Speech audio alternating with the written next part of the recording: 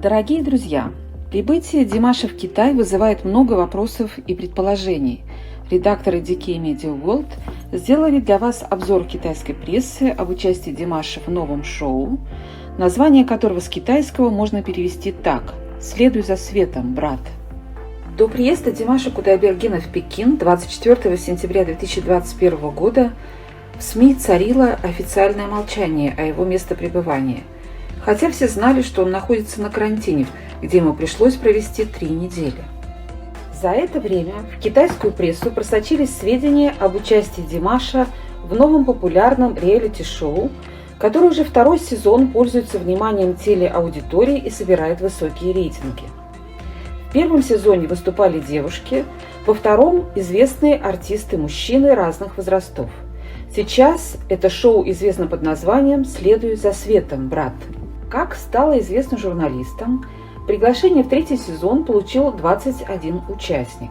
В нем будет предположительно 12 эпизодов, в которых примерно половина эфирного времени будет посвящена закулисью, повседневной жизни и взаимоотношениям конкурсантов.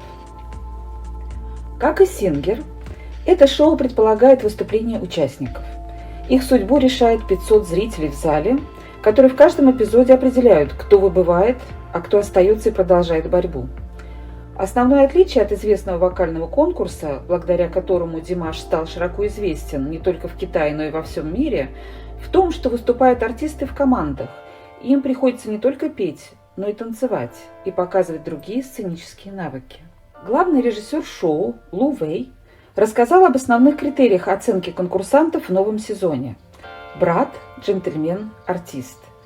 По его мнению, основной интерес зрителей привлекают ситуации, когда известным медийным личностям приходится выходить из зоны комфорта, осваивать новые навыки, чтобы не проиграть сопернику в погоне за светом, и в итоге развить новые умения и показать себя с другой стороны, засиять новым светом. Шоу призвано выявить в каждом 3 важных аспекта: братство и командный дух, черты личности и умение себя вести как джентльмен, и артистизм. Для того, чтобы остаться в проекте, участникам придется очаровывать судей и зрителей пением и танцами.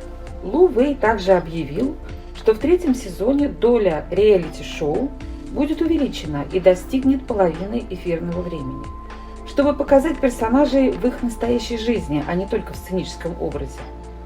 Важным дополнением к выступлениям на проекте станут элементы хип-хопа, которые участникам придется освоить для наиболее эффектного выступления. Предположения об участии Димаша в этом проекте вызвали недоумение у части поклонников его творчества.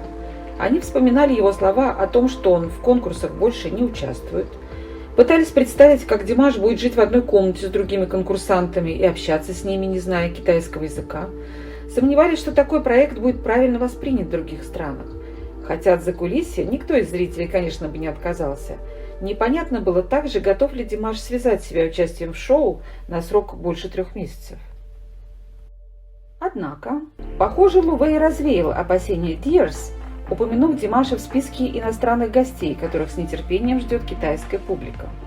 Если дело обстоит именно так, то зрителей ждет отдельное выступление артиста из Казахстана, возможно, совместно с участниками проекта, как это было, например, в одном из эпизодов конкурса «Singer» в 2019 году, когда он спел Queen Medley с группой Super Vocal.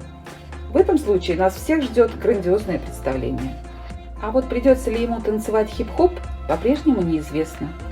В любом случае, желаем Димашу много новых интересных проектов, в которых он в очередной раз покажет себя совершенно с другой стороны, выйдя из зоны комфорта. Ему ведь не впервой бросать вызов обстоятельствам, удивляя зрителей во всем мире. A stranger in the stranger's land. В ожидании официального подтверждения. С вами были редакторы DK Media World, которые подготовили для вас обзор китайской прессы. Дорогие друзья, подписывайтесь на наш канал, чтобы быть в курсе всех наших обзоров, репортажей и интервью с интересными людьми. Нам будет приятно.